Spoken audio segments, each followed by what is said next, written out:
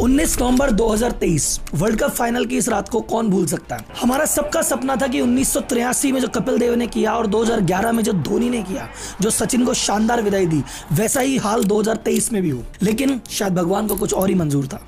हर बड़ा छोटा बच्चा बूढ़ा आप मैं सब उदास है और ये गम सालों तक हमें सताएगा। लेकिन आज एक बहुत बढ़िया चीज आपको मैं बताने वाला हूँ। उस दिन शायद हम क्रिकेट का एक मैच जरूर हार गए हों, लेकिन क्रिकेट की दुनिया में हमने ऐसा मैच जीत लिया है कि हमें आने वाले कई वर्षों तक कोई हरा नहीं पाएगा। 83 से लेकर 2023 में क्या फर्क आया आपको कुछ घटनाओं से समझते हैं। 1983 में जो वर्ल्ड कप जीता था कपिल देव जी ने, उस टीम को सम्मान देने के लिए, गिफ्ट देने के लिए भारतीय क्रिकेट बोर्ड के पास कोई पैसा नहीं था। उनके पैसे जुटाने के लिए हमारी स्वर कोकिला लता मंगेशकर जी को एक कॉन्सर्ट ऑर्गेनाइज करना पड़ा था और उसके पैसों से जाके उनका सम्मान हो पाया था। 1983 में इंग्लैंड क्रिकेट बोर्ड ने भारत को 2 एक्स्ट्रा टिकट देने से मना कर दिया था और आज 2023 में भारत करोड़ों रुपए के टिकट बेच रहा है। एक मैच की टिकट 1-1 लाख की जा रही है तो भी लोग ले रहे हैं। और बीसीसीआई जहां खड़ा है उसमें धीरूभाई अंबानी को बहुत बड़ा आता है। अब फिर बोलेंगे राहुल जी यहाँ पे भी आप मोटा भाई को लिया। नहीं सर, ये मोटा भाई के पिताजी आए यहाँ पे और वो आते हैं तो काम बड़े होते हैं। बीसीसीआई करोड़ों रुपए कमाता है पर टैक्स नहीं देता है। क्यों? बीसीसीआई 1983 में इतना गरीब क्यों था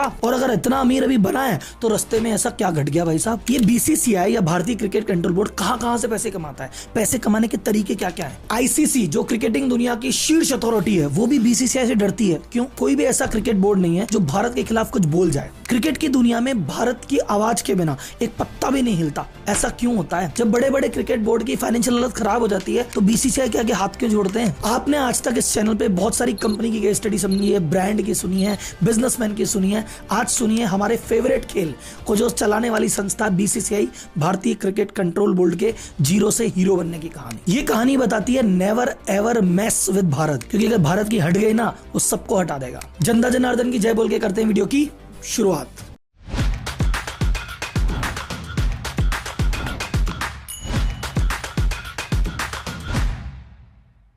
वीडियो अपन बनाएंगे 4 पार्ट में। पहला पार्ट 1983 से चालू हुआ कि इतना गरीब क्यों था। दूसरा पार्ट हम में अमीरी आई कैसे, धीरे धीरे हम कैसे मजबूत बने। तीसरे पार्ट में अपन चर्चा करेंगे कि कैसे बीसीसीआई अलग अलग सोर्सेस से पैसा कमाता है, इसकी कमाई का जरिया क्या है। एंड लास्ट में चौथा कि बाकी बोर्ड और आईसीसीआई में इनको हरा के और क्रिकेट की दुनिया में एक छत्र राज्य कैसे स्थापित किया और इसके कई एग्जाम्पल आपको बताऊंगा। तो कहानी शुरुआत करते हैं 1983 के वर्ल्ड कप से। 1983 के वर्ल्ड कप में बीसीसीआई भारतीय क्रिकेट कंट्रोल बोर्ड की क्या हालत थी। फाइनल हो रहा था इंडिया और वेस्ट इंडीज के बीच में। किसी ने नहीं सोचा था कि यार ये दोनों टीमें फाइनल में पहुंचेगी। ये वेस्ट इंडीज का तो फिर भी पता था पर इंडिया पहुंचेगी किसी को नहीं पता था। मैच हो रहा था इंग्लैंड में, तो अगर इंग्लैंड में मैच हो रहा है और इंग्लैंड की टीम ही फाइनल में नहीं है तो स्टेडियम लगभग खाली सा पड़ा है। उसी समय इंडिया के एक यूनियन मिनिस्टर सिद्धार्थ शंकर रे किसी विजिट से, ऑफिशियल विजिट से लंदन आए हुए थे। तो उन्होंने कहा मैं और मेरी पत्नी जाके अपनी भारतीय टीम फाइनल में आई है, मैच देखे आते हैं। उन्होंने बीसीसीआई प्रेसिडेंट को फोन किया कि यार 2 एक्स्ट्रा टिकट अरेंज करा दो, स्टेडियम तो खाली पड़ा है।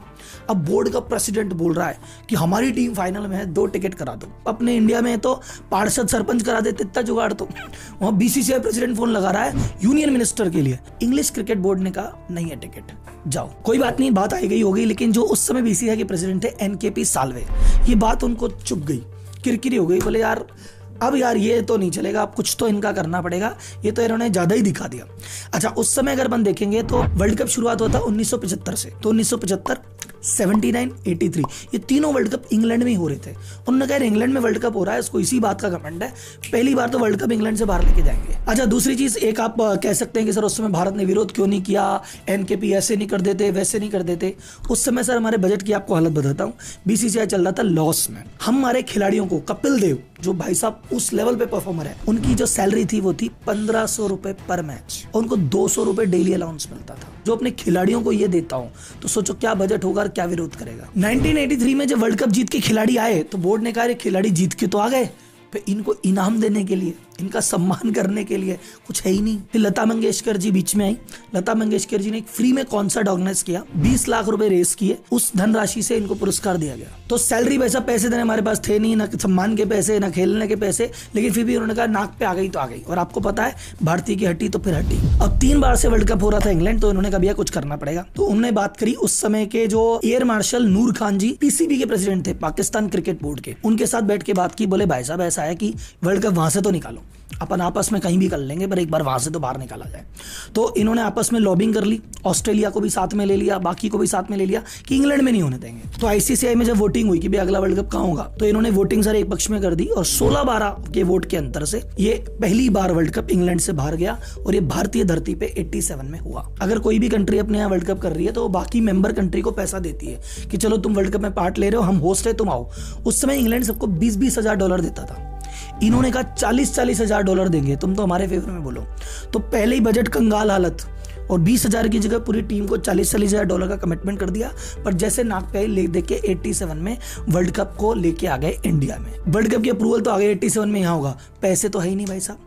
इनको 40-40 हजार डॉलर देने एक टीम को, फिर मैच की व्यवस्था करनी है, ट्रेवलिंग की व्यवस्था करनी है, फूड की करनी है, होटल की करनी है, करे तो करे क्या, जाए तो जाए कहाँ। इस पूरे वर्ल्ड कप के आयोजन के लिए उस समय इनको पैसे की आवश्यकता थी 20 करोड़ रुपए की। और स्पॉन्सरशिप की जब बात गई तो स्पॉन्सरशिप से टोटल आए 38 लाख रुपए।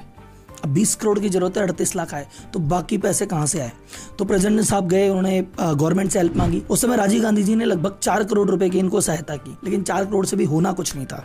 फिर फाइनली आपको पता है कि जब ऐसी कोई भी स्थिति होती है, बिजनेसमैन ही है जिसके पास आप जा सकते हो और वो फंड की व्यवस्था कर सकता है। और उस समय भारत के सबसे बड़े बिजनेसमैन और इन चीजों में आगे बढ़ने वाले थे एक ही हमारे मोटा भाई के पापा जी। तो धीरूभाई अंबानी जी एंटर हुए, उन्होंने उस समय 6 करोड़ रुपए दिए और कहा और कोई सुविधा है तो मुझे बताना। लेकिन 1987 के वर्ल्ड कप का नाम था रिलायंस वर्ल्ड कप। जैसे तो फिर अंबानी के सहयोग से वो वर्ल्ड कप हुआ। वो वर्ल्ड कप में हम हार गए, हमारे हाथ जीत तो नहीं लगी, लेकिन हम एक तरह से डिप्लोमेटिकली जीत चुके थे कि हम वर्ल्ड कप इंग्लैंड से बाहर ले आए और हमारी धरती पे मैच करवा दिया। एक आकाश चोपड़ा के इंटरव्यू की रेयर क्लिप है, अगर आप देखेंगे, अगर मैं एड्रेस आप चला पाएंगे। एक टाइम था जब ये ऑस्ट्रेलिया में क्रिकेट खेलने जाते थे, हमारी टीम, बॉल खरीदने के पैसे नहीं होते थे। BCCI at that time could not afford those many balls. अगर टूर पे जा रहे हैं तो वहां पे मान लो 50 बॉल खेलने के लिए चाहिए, वो तो जैसे तैसे अरेंज करके दे दी जाती थी, पर प्रैक्टिस के लिए 200-250 बॉल की और आवश्यकता होती थी। वो नॉर्मल बॉलर से प्रैक्टिस करनी पड़ती थी, उस बॉल से प्रैक्टिस करने तक के पैसे नहीं थे हमारे पास। अब ये तो हालत हुई कि कितने हम गरीब थे और कैसे हमने जुगाड़ कर करके जैसे तैसे हम पहुंचे यहां तक। अब हम राइज कैसे किए उस पर आते हैं। उस समय पे देखा जाए तो ब्रॉडकास्टिंग राइट पे दूरदर्शन की मोनोपोली थी। दूरदर्शन ने कहा जो भी ब्रॉडकास्ट होगा हम ही ब्रॉडकास्ट करेंगे, और बीसीसीआई को बेचारे को ज्यादा पता नहीं था। बीसीसीआई ने बकायदा हर मैच के प्रसारण के 5 लाख रुपए बीसीसीआई दूरदर्शन को देता था कि हम मैच कर रहे हैं, प्लीज दिखा दो। फिर एक टर्निंग पॉइंट आया, जैसे एनकेपी साल्वे जी ने काम किया था। टर्निंग पॉइंट आया, आपने नाम सुना होगा शायद, जो पुराने क्रिकेट से जुड़े हैं, जगमोहन डालमिया जी, वो बने बीसीसीआई के प्रेसिडेंट। उन्होंने कहा यार ये बात तो गड़बड़ है, तो उन्होंने बकायदा कोर्ट में जाके इसके खिलाफ केस लड़ा कि जो ब्रॉडकास्टिंग के जो राइट है ना, दूरदर्शन के थोड़ी है, तो हम क्रिकेट करा रहे हैं, हम कराएंगे, ये राइट तो हमारे। कोर्ट केस हुआ, बकायदा कोर्ट केस जीते और फिर बीसीसीआई को मिला कि चलो ब्रॉडकास्टिंग राइट तुम्हारे हैं, ये पैसा तुम्हारे हाथ में आएगा। अच्छा, उस समय तक इंटरेस्टिंग बात यह कि देखो 91 से पहले का पीरियड था, तो भारत में बहुत ज्यादा कमर्शियलाइजेशन नहीं था, टीवी नहीं थे, कुछ भी नहीं था। तो उस समय इनको पता नहीं था कि हमारे पास कितनी खतरनाक वैल्यू है। पर 91 में जाके जब लिबरलाइजेशन हुआ और बाकी बाजार खुला और बाकी कंपनियां आने लगी, तब इनको अपनी असली औकात समझ में आई। साउथ अफ्रीका टीम इंडिया में आई दौरा करने और इंडिया साउथ अफ्रीका का मैच हुआ। तब साउथ अफ्रीका की टीम के प्रशासन ने बीसीसीआई से पूछा ब्रॉडकास्टिंग राइट के कितने पैसे देने हैं। अब बीसीसीआई से सर खुजा रहा है कि देने हैं, हम तो खुद ही पैसे देते हैं, आप कह रहे हो कि तो आप हमको पैसे दोगे? बोले हाँ सब देते तो हैं, आप क्या लेते नहीं क्या? तो उनको तब पता पड़ा कि भाई हमारे पास तो इतना बड़ा हथियार पड़ा है इस चीज की, जिसके हम पैसे देते थे, दिखाने के 5 लाख, बल्कि हमको तो पैसे लेने चाहिए इस बात के। और पहली बार ब्रॉडकास्टिंग राइट का पैसा उस साउथ अफ्रीका वाले मैच में इनके हाथ में आया। फिर 1993 में 1993 में इंग्लैंड के खिलाफ एक मैच हुआ। उस समय $6 लाख इन्होंने ब्रॉडकास्टिंग फीस के लिए, जो लगभग उस समय के 2 करोड़ रुपए होते थे। तो तब जाके बीसीसीआई को लगा कि अपने पास भी कमाई का एक जरिया है। उसके बाद धीरे धीरे करते करते स्पॉन्सरशिप कमाते कमाते 2006-07 तक इन्होंने 650 करोड़ से ज्यादा कमा लिए थे। और 6-7 का फिगर के बाद 2008 में एक ऐसी घटना घटी, उसके बाद इनको मुड़ के देखने की जरूरत नहीं है। वो कौन सी घटना थी आपको पता है? चैट बॉक्स में बता देना, लेकिन मैं आपका सब्र का इम्तिहान नहीं लेता। वो घटना थी आईपीएल आने के बाद जो बीसीसीआई की जिंदगी में और किस्मत में बदलाव हुआ है, वो पहले कभी नहीं हुआ था वैसा। अब आईपीएल को चाहे कोई लाख गाली दे या कुछ भी करे, लेकिन आईपीएल बीसीसीआई के लिए तो चमकता सितारा है, इसी ने इसको बेताज बादशाह बनाया है। अब आता चैप्टर 3, सबसे मोस्ट इंपॉर्टेंट चीज। यहाँ पे अगर आप गेम को समझ गए तो फिर आपको 4 भी इजी हो जाएगा। कैसे कैसे कमाते हैं उसके तरीके सुन लेते हैं। सबसे पहला तरीका होता है ब्रॉडकास्टिंग राइट बेच के पैसे कमाना। ब्रॉडकास्टिंग राइट का मतलब होता है कि भैया किस चैनल को या किस OTT प्लेटफॉर्म को राइट है इस मैच का प्रसारण करने का। तो BCCI ब्रॉडकास्टिंग राइट बेचता है एक कंपनी को, एक प्लेटफॉर्म को, जो उसका प्रसारण करेगी, और वो प्रसारण करने वाली कंपनी ऐड खरीदती है। BCCI को हमेशा ज्यादा पैसे मिलते हैं बाकी किसी बोर्ड के कंपैरिजन में, क्योंकि सबको पता है कि जिस मैच में इंडिया खेलेगी वहां पे 5-10 करोड़ लोगों की व्यूइंग आना नॉर्मल बात है, और जहां 5-10 करोड़ लोग मैच देख रहे होंगे वहां पे कंपनियां बड़े बड़े एडवर्टाइजमेंट के पैसे देगी। जो भी आपने IPL के दौरान देखा कि यार 10 सेकंड के ऐड के 19 लाख रुपए रेट चल रही थी, फाइनल की रेट 10 सेकंड की 25 लाख रुपए तक चली जाती है। इंडिया पाकिस्तान मैच होता है उसकी 10 सेकंड की रेट 30 लाख तक चली जाती है। तो ये कैसे जाती है कि उनको पता है इतने लोग देखने वाले हैं, तो वो 10 सेकंड के 30 लाख भी जनता देती है। अब ऐसा किसी और बोर्ड में पॉसिबल नहीं है। आप समझो इंडिया और पाकिस्तान का मैच हो रहा है तो इंडिया वाले देखेंगे तो पैसे ज्यादा मिलेंगे। अगर मैच हो रहा है पाकिस्तान और बांग्लादेश का तो देखने वाली संख्या इतनी सी रहेगी, तो जो उस मैच को ब्रॉडकास्ट करेगा बहुत सस्ते रेट में बेचेगा। BCCI का जो सीक्रेट ब्रह्मास्त्र है वो ये है, हमारे भारत की क्रिकेट लविंग जनता यानी आप यानी मैं, कि अपन लोग जब तक मैच देखते रहेंगे BCCI के पास पैसे आते रहेंगे। और इसी चक्कर में जब किसी भी बोर्ड की हालत खस्ता हो जाती है, मान लो ऑस्ट्रेलिया बोर्ड है जिसके रहा भैया पैसे ही नहीं बचे, नुकसान हो रहा है, मोटे पैसे कमाने, कैसे कमाए, बोले यार इंडिया से मैच कर लो, इंडिया से 5 मैच की सीरीज कर लेंगे, उसके बहुत मोटे ब्रॉडकास्टिंग राइट बिकेंगे, उसमें से भैया आधा हमको मिलेगा, हमारी फाइनेंशियल हालत सुधर जाएगी। ऑस्ट्रेलिया की हालत खराब है, वो कह रहा है मैं श्रीलंका से मैच कर लेता हूँ, तो वो श्रीलंका से मैच कर लेगा तो क्या ही तो राइट बिकेंगे, क्या ही पैसे मिलेंगे। तो एवरीवन, हर बोर्ड इंटरेस्टेड है कि यार इंडिया से मैच हो जाए तो मजा आ जाए। तो BCCI हमारा ब्रॉडकास्टिंग राइट्स है, उस पर बहुत सारे वीडियो अपन ने बना रखे हैं, जाके गूगल करके देख सकते हैं। दूसरा कमाता है टिकट की सेल से। अब सबसे ज्यादा बड़े बड़े स्टेडियम हमारे पास, सबसे नंबर ऑफ स्टेडियम भी ज्यादा हमारे पास, कैपेसिटी भी ज्यादा हमारे पास, और सबसे ज्यादा हाउसफुल भी हमारे ही होते हैं, तो सबसे ज्यादा पैसा BCCI इसमें भी कमाता है। उसके अलावा टाइटल स्पॉन्सर से कमाते हैं, किट स्पॉन्सर से कमाते हैं, वो बाउंड्री पे जो लिखा हुआ भैया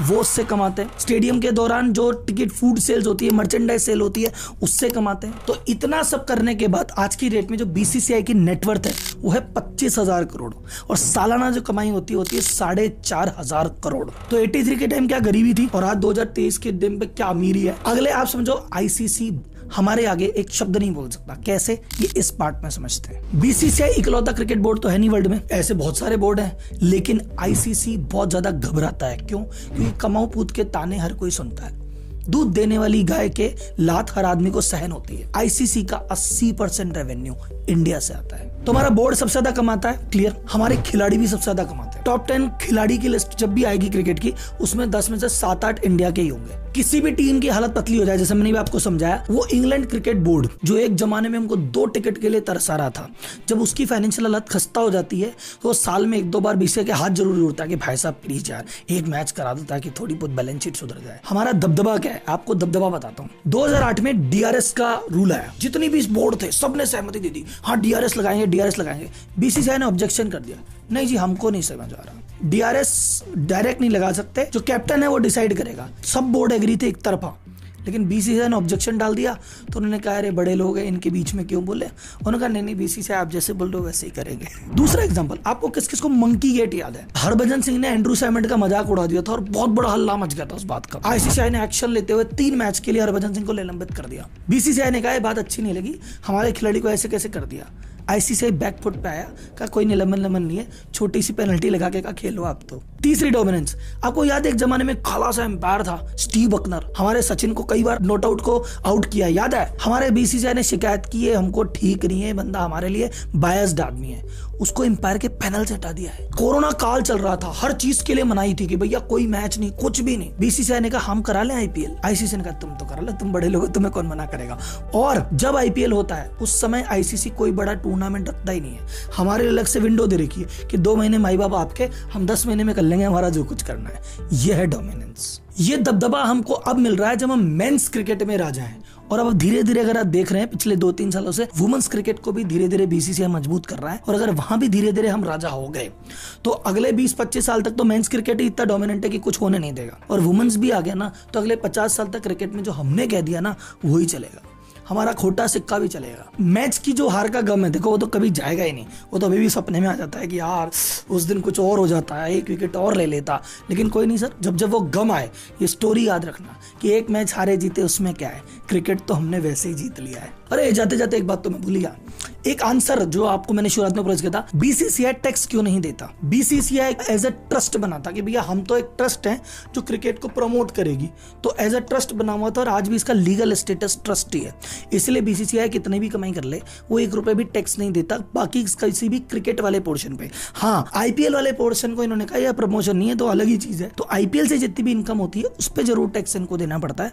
बाकी उसके अलावा भी पूरे वर्ल्ड कप में जो जो कमाया ना तो सब टैक्स फ्री है भाई साहब। बीसीसीआई की इस मजबूती का एक ही राज है, आपका और मेरा क्रिकेट के प्रति प्यार। जब तक ये प्यार बना रहेगा हमारा डोमिनेंस बना रहेगा।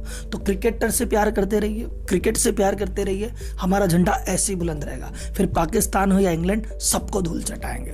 धन्यवाद, जय हिंद।